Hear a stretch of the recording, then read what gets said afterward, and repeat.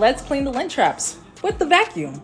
So for this job, we're gonna need my protective goggles or glasses, face mask, gloves, of course the vacuum, and an extra long extension cord that could probably cause a fire because the owner wanted to fix the wiring.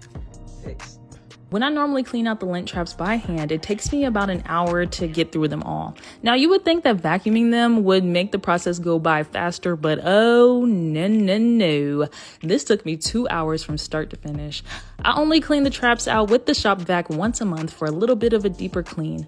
I don't do it more often because it not only takes me an unnecessary amount of time, but this raggedy extension cord gets in the way of customers, and sometimes the lint is so built up that it clogs the hose, which turns into a job in itself.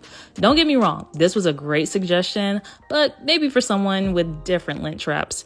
If you all have any alternatives for my lint trap tragedies or any other feedback on how I can do my job more efficiently, I am always open.